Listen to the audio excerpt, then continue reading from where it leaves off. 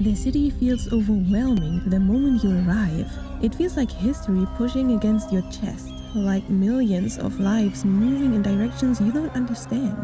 You don't arrive here gently, you get absorbed immediately.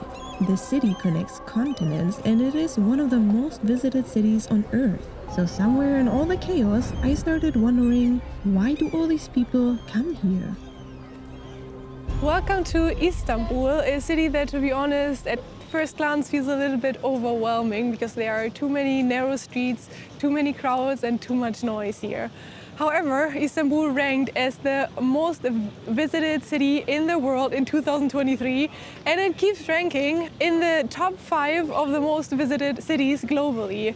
There are about 20 million tourists visiting the city each year, and in addition to that, there are 15 million people living here. So that definitely explains the crowds, and that must be a reason for all of these visitors and all of these people living here. So in today's video, I want to find out what makes Istanbul so special. Even during early morning hours, the streets are busy already and the bazaars in the city bustling with life. Somehow I feel like Istanbul has its own rhythm. We are here at the Grand Bazaar, a bustling place with lots of people, and there's lots of Turkish carrying around things. It's like there's an entire system here. There are people bringing tea to certain places and also collecting glasses and stuff. There are people bringing goods to the stores. Like, everything has a certain rhythm here.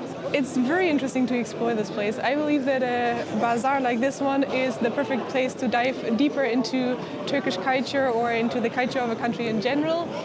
You can find absolutely anything here. You can find jewelry here, you can find fake brands here, you can find foods, tea, a lot of tea and spices. There are certain sections here in this market and it is quite crowded. Just know that if you buy something here on the market, you will have to negotiate the price. It is said that Turkish people don't really buy here because the prices are quite elevated and it's more made for tourists. So make sure to negotiate. Turkish are actually known to be very good at that. So you gotta practice your skill a little bit. I actually bought some tea here yesterday. Even though they say you shouldn't buy things here, I just had to buy the tea because it looks so good and I totally believe in the power of tea. So with the tea, they got me. The craving for space and more calmness gets real in Istanbul's narrow streets. What surprised me was that not far away from the bustling bazaar, you can find exactly that. There are several stunning mosques here in Istanbul, but I chose one which is supposed to be a bit calmer. There's the Hagia Sophia, which is probably the most iconic mosque here. It's also quite expensive. The entrance to the Hagia Sophia is 25 euros per person. And then there are several ones that are for free. One of them is this one here, the Süleymaniye Mosque, and it is meant to be more calmer, but it is just as beautiful. It gives you a view over the Bosphorus, so the views from up here are spectacular. The mosque from outside looks spectacular. It is free to visit. Let's get inside.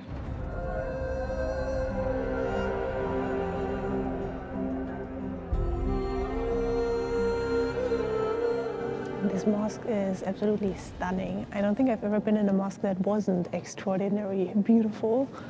It's not too crowded though, it's free to visit. You can borrow things if you didn't dress appropriately.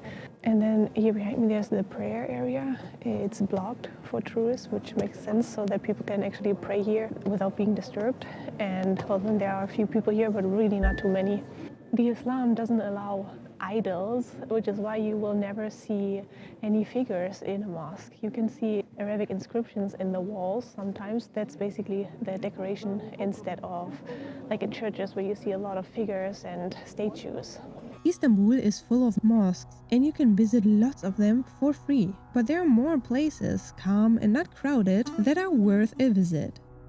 If you want to escape the crowds, I can recommend you to come to this district, which is called Balat. It is known to be one of the most authentic local districts of Istanbul, and it is really beautiful. There are lots of colorful houses here in the area, very beautiful buildings, the streets are cute. It is calm and not crowded.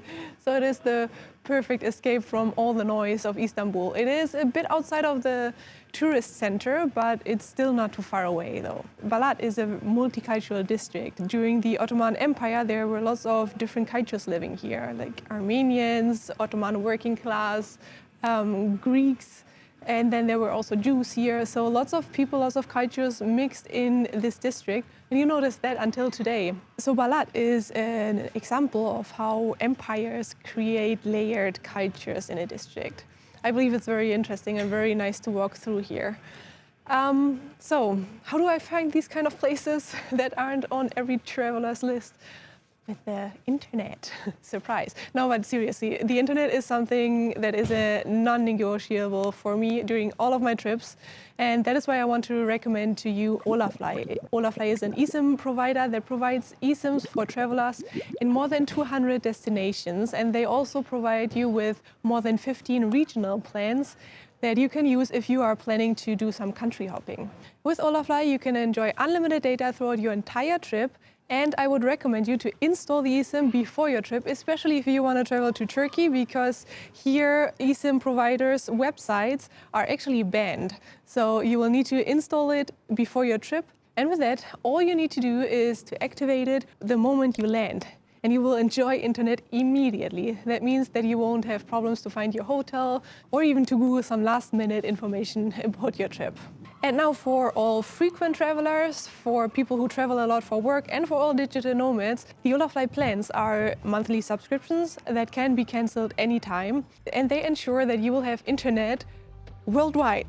And for extra peace of mind, Olafly now offers an always-on benefit on all of their eSIMs. It gives you 1 GB per month of backup data in over 70 countries. So even between trips, you're never completely without the internet when you need it. The Olafly options are extremely flexible, as you've probably already noticed. So if you want to check them out, I can only recommend you to do so by clicking the link in the description below, or you can also use my code Aventuralina, which will give you a discount on your own eSIM purchase. Let's now get back to the touristic side of Istanbul. Istanbul is known to be a city that connects Europe to Asia. So far, we've only explored the European side of Istanbul, but we are moving towards the waterfront now, and I'm very excited to explore the waterfront and also the other side of Istanbul. I wonder if there are any cultural differences between the European and the Asian sides, or if it feels different in general. Well, we are about to figure that out. We will explore the waterfront now and then move on towards the other side of the Bosphorus. In my opinion, the water side offers the best views of Istanbul.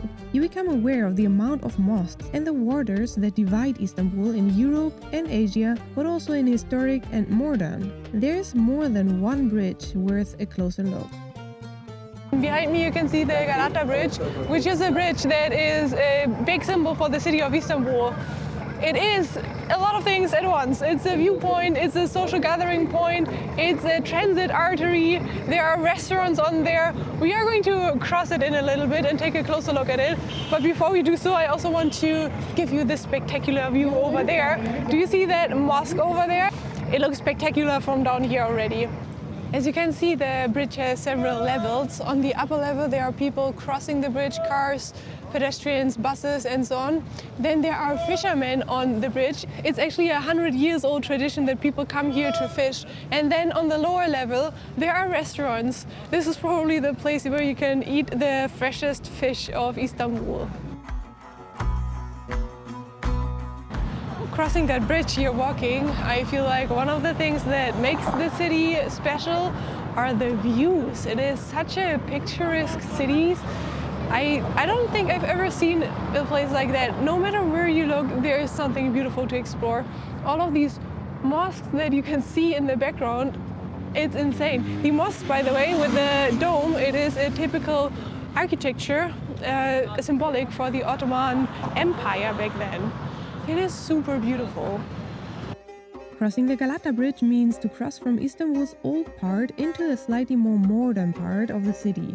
While before, the streets were narrow, vendors were approaching me in every corner, and I felt disoriented in the labyrinth of streets. On the other side of Galata Bridge, the streets suddenly felt wider and there was room to breathe.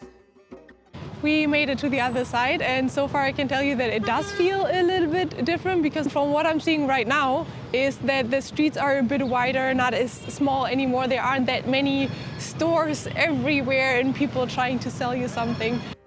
This area still felt quite touristic, but most importantly, very international. Yet it also felt less crowded than anything I've seen before. It did feel more like local life rather than a place tourists took over. This here is Istiklal Street, and it is one of the most popular streets of Istanbul. It is actually a place where history, culture, and the modern Turkish life collide. It is also a place where you can find lots of restaurants, theaters, embassies, a lot of clothes stores, and a lot of pedestrians walking around here. And then there are also quite a lot of European communities here in this area. You can even find a church here. So it's a mixture of a lot of things in this street, and it's quite a long pedestrian street nowadays. This square here stands as a symbol of the transition from the Ottoman Empire to the modern Turkish state. It has held a lot of political gatherings, demonstrations, and national celebrations, which is why it is so important. Today it is also a social gathering point, but also a major hub for the public transport system. Crossing Galata Bridge has already completely changed my feeling about Istanbul. Now I couldn't help but wonder, what will it be like on the Asian side of the city? So now we are actually about to cross the Bosphorus. We are standing in front of the water strip that is separating Europe from Asia. And you can see the iconic Bosphorus bridge in the background. It's an impressive view here. You cannot cross the bridge walking, but there are cars crossing it and buses as well. However, we are choosing a more local way to cross these waters, and that is to cross it by a ferry. There is a ferry that rides actually quite frequently and crosses from this side, from the European side to the Asian side. That's what we are about to do. We just need to find it.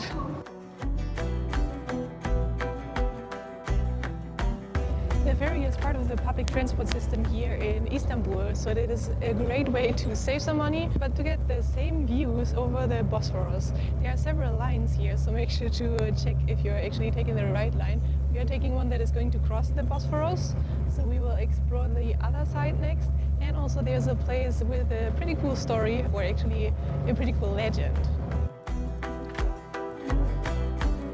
So that was not even a 10-minute ride, and we made it to Asia.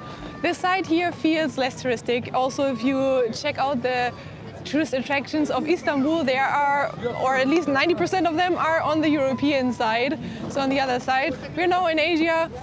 It feels a bit more local. There are buildings here that seem to be newer than the European side. There are mosques here as well as everywhere in Istanbul, and we are just going to walk along the water a little bit now. The beauty of Istanbul is undeniable. Also from the Asian side, it looks absolutely stunning. The entire skyline is beautiful. You can see all of the mosques we've seen before.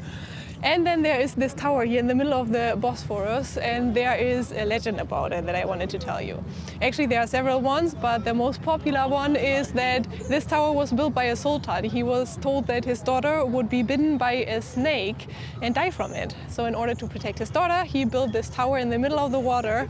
However, at some point there was a snake hidden in a fruit basket and bit his daughter anyway, and she died from it. So it's kind of a depressing story, but the message behind of this is that you won't escape fate. Fate exists and it's impossible to escape it. So I hope this wasn't too depressing at the end of this video. I believe what makes Istanbul so special is a mixture of a lot of things. It's the location in between Asia and Europe. It's the mixture of cultures here. It is an international city nowadays. It is the beauty of the city, the unique architecture of the mosque, which you won't find in Arab countries, for example. And it is the extreme kindness of the people. Local people here are very open, they are always smiling, they are inviting you to drink some tea. It is a very unique kindness, and I believe especially the people are what make Istanbul a very special place.